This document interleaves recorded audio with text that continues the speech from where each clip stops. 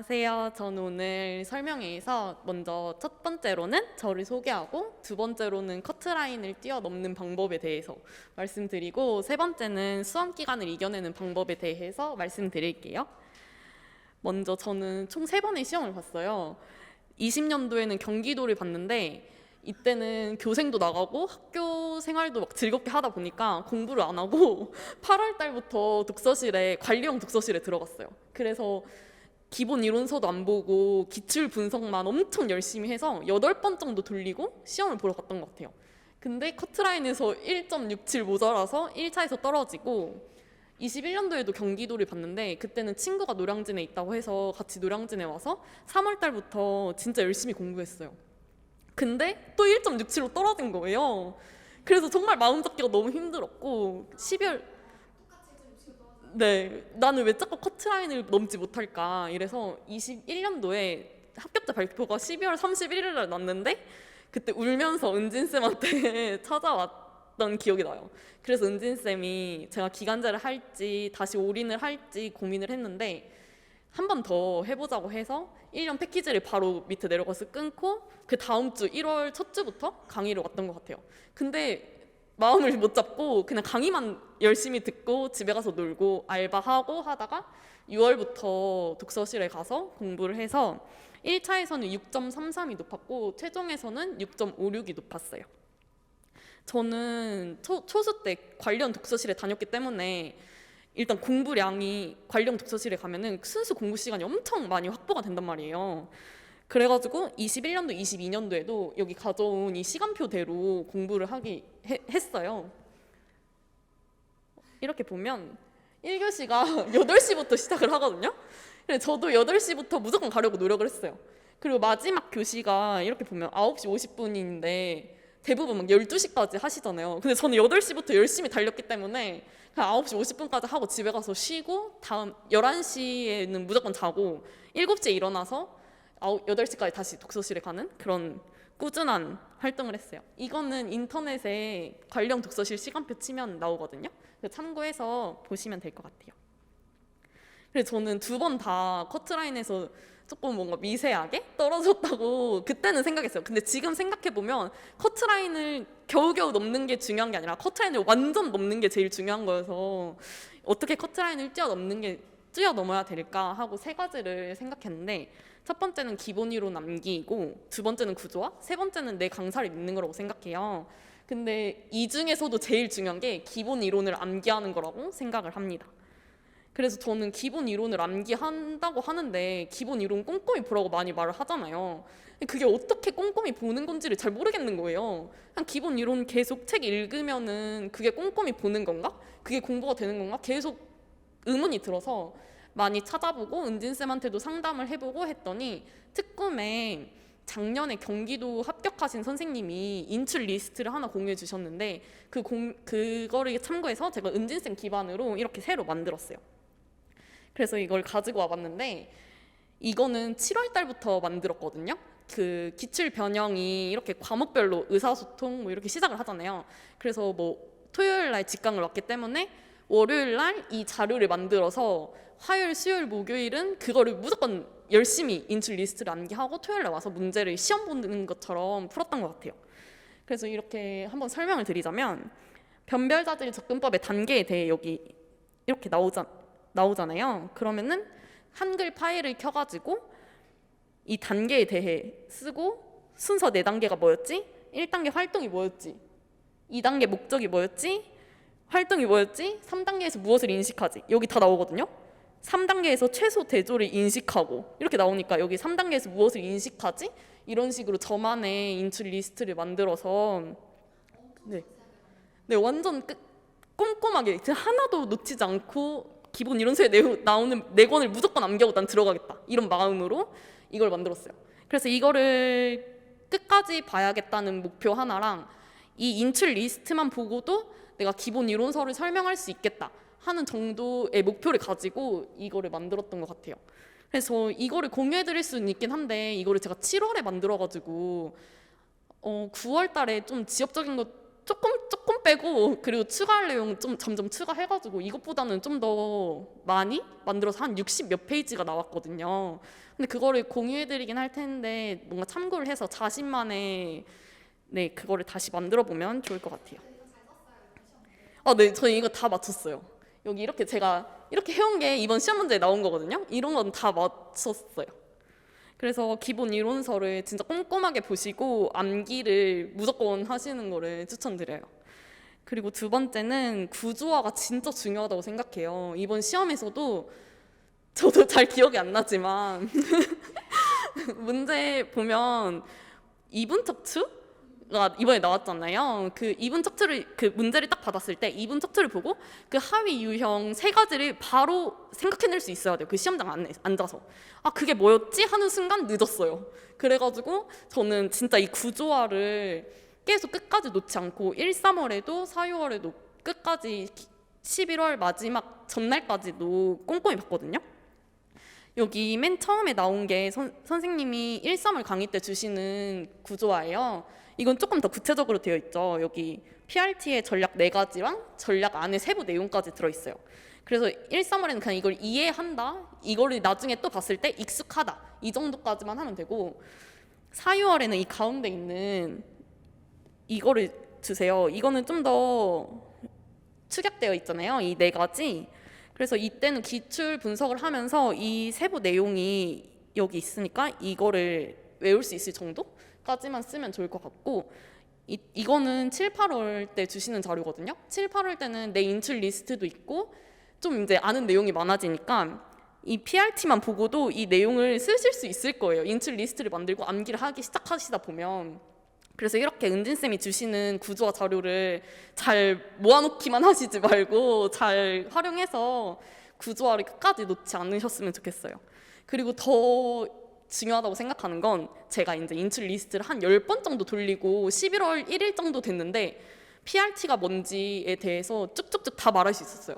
PRT의 장점, 단점, 뭐 이런 전략들, 이 세부 내용들까지 정말 지엽적인 것까지 기본 이론서를 꼼꼼히 봤으니까 다 얘기할 수 있었는데 정작 PRT를 한국말로 뭐라고 쓸지 모르겠는 거예요. 그래가지고 정말 11월 달에는 영어로 쓰지 마시고 팩스 이런 것도 다 영어로 쓰지 마시고 한국말로 꼼꼼하게 한 번씩 다 적어 보시는 거를 추천드려요. 그래서 기본 이론이랑 구조화를 같이 병행하면서 꼼꼼하게 보시는 걸 추천드리고 그리고 마지막으로는 내 강사를 믿는 건데 저는 은진쌤 1년 패키지를 따랐기 때문에 은진쌤을 진짜 전적으로 믿었어요. 은진쌤이 나눠주는 자료만 다 기본 자료가 있으면은 기본 이론서에 없는 내용이면 다 추가해서 넣고 뭐 이런 식으로 다 쓰기도 하고 붙이기도 해서 기본 이론서를 단거나 했다고 말을 할 수 있을 것 같아요. 이번 시험에서 지적장애 이거 나왔잖아요. 일반적 지원 그리고 지원 체계의 삶의 질 뭐 이런 거 진짜 이상한 데에서 나왔잖아요. 근데 저는 은진쌤이 다 자료 주셨기 때문에 그걸 다 외웠고 이것도 맞췄어요. 그래가지고 저는 강론을 세세하게 내가 봐야지 하는 거 말고 은진쌤이 진짜 은진쌤 그 밑에 내려가시면은 책 이만큼 쌓여있거든요. 그거 보시고 우리 시험에 나올 것 같은 거 다 주시니까 그것만 열심히 외워가자. 이걸 목표로 열심히 공부하셨으면 좋겠어요. 그래서 커트라인을 뛰어넘는 방법은 제가 초수 재수 때는 진짜 암기하기 싫어했거든요. 저는 영어랑 한국사를 진짜 못했어요. 암기하기 싫어했기 때문이에요. 근데 이 시험은 진짜 어쨌든 그냥 암기를 해야 된다고 생각을 하고 그 시험장에 앉아서 딱 봤을 때 바로바로 딱딱딱 구조화 생각나고 그냥 누가 지나가다가 툭 쳤을 때 PRT 뭐야 하면 바로 말할 수 있을 정도로까지 자동화가 많이 되어야 시험장에서 검토할 시간도 많아지고 실수하지 않을 수 있을 것 같아요. 그리고 수험 기간을 이겨내는 방법인데 저도 3번째 도전하다 보니까 진짜 너무 힘들었어요. 물론 선생님들 다 힘드시겠죠? 저처럼? 근데 저도 막 숨을 못 쉴 정도고 막 진짜 길을 가다가 자동차가 저를 막 칠 것 같고 그런 불안에 엄청 휩싸였단 말이에요. 근데 막 유튜브 보니까 한 정신과 의사가 불안을 이겨내는 방법에 2가지가 있대요. 첫 번째는 글씨를 막 쓰는 거고 두 번째는 운동을 하라고 하더라고요.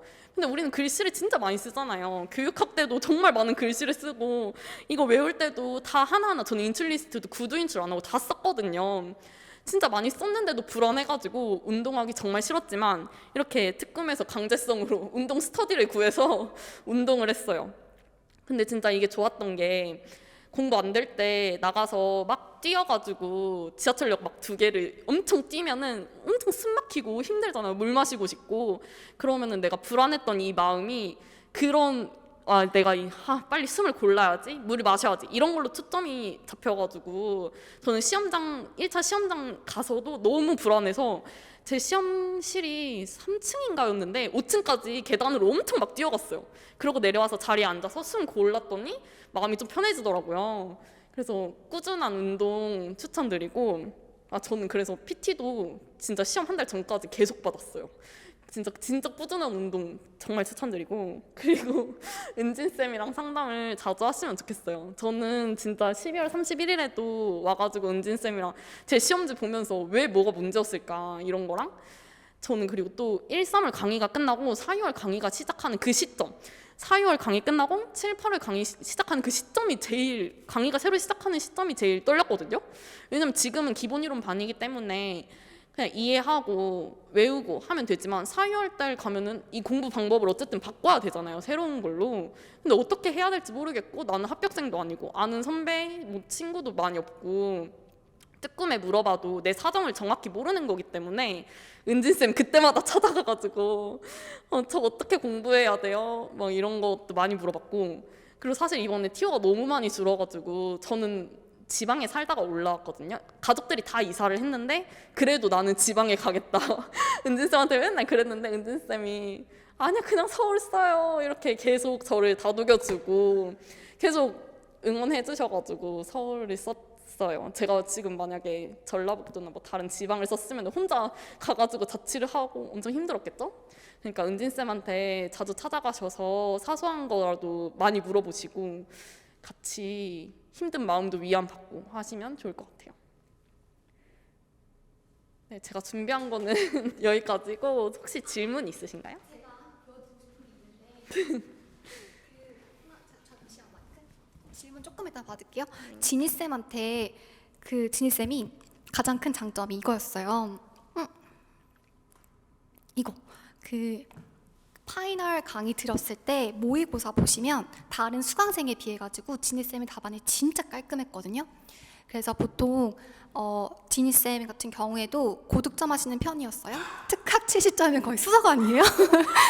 아마 저한테 익숙한 선생님들은 모의고사 점수가 잘 나오실 수밖에 없을 거예요. 근데 어쨌든 1년 수강생이었으니까 모의고사 점수가 높았는데 다른 답안을 보시면 진짜 깔끔한 느낌이었어요. 다른 선생님의 답안을 보여드릴 수는 없겠지만 구구절절 엄청 아는 걸 다 풀어 쓰시는 분들이 계세요.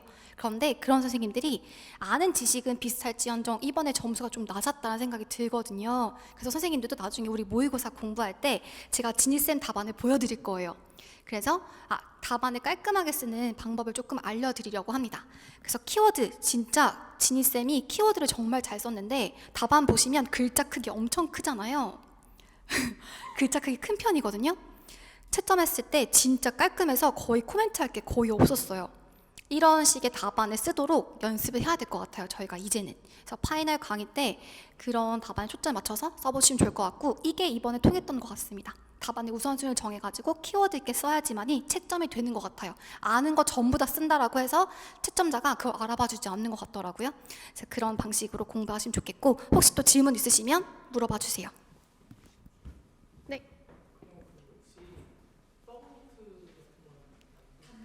저 서브노트 안 만들었어요. 왜냐면 제가 초수 때 만들어 볼까 하다가 일단 시간이 8월부터 시작했으니까 시간이 너무 많이 흘렀고 재수 때는 사실 타 강사를 듣다가 급하게 은진쌤으로 바꾼 거여가지고 아마 7월 때부터 은진쌤 4월 강의 기출분석 강의를 들었던 것 같아요. 그래서 그때도 시간이 없어서 못 만들었고 이번에도 늦게 공부를 해서 서브를 못 만들었는데 대신 기본이론서가 내 서브라고 생각을 하고 기본이론서를 확실하게 외우는 걸 목표로 삼았어요.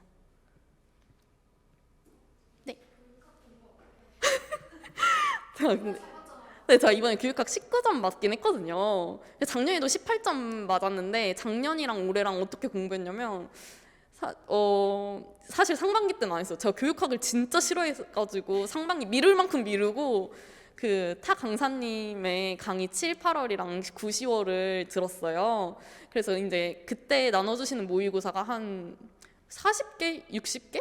이 정도 되잖아요. 7, 8월부터. 그거를 다 엑셀 파일에 쳤어요.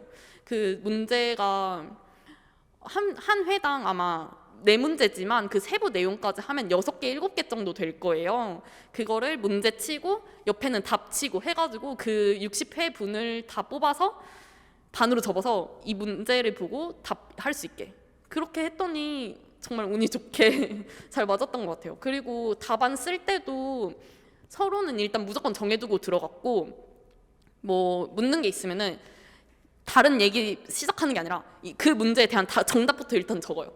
그리고 이 지문을 끌어다가 좀 연결해서 썼던 것 같아요. 일단 답을 제일 먼저 썼던 것 같아요. 네네. 사실 저 그 아까 말한 뭐였죠? 관료제? 그 안 외우고 들어갔거든요. 안 알려주셨어요, 강사님이. 근데 그냥 그 지문을 최대한 끌어서 썼고 그냥 네. 진짜 3점 날아가는 줄 알고 저는 그래서 시험 끝나고 나와서 은진쌤한테 저 교육학 13점이나 15점 맞을 것 같다 이렇게 말했었는데 그 지문을 최대한 끌어서 쓰고 내 생각 조금 더 해서 방향만 맞으면 좀 그래도 많이 맞았다 해주시는 것 같아요.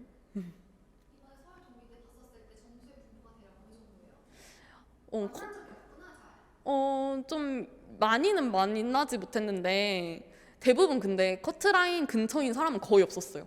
커트라인 근처인 사람은 많이 떨어지셨고 4점에서 6점 사이가 진짜 많이 분포해 있는 것 같아요. 저도 1차 끝나고 6점 높아서 살짝 마음 놓을 뻔했지만 저는 사실 2차를 되게 못해가지고 뒤집혔거든요. 근데 간신히 합격해가지고 1차를 고득점 맞는 게 제일 중요하다. 2차 너무 주관적이기 때문에 1차 커트라인으로 합격하시면 쌤들 진짜 많이 힘드실 거예요, 아마.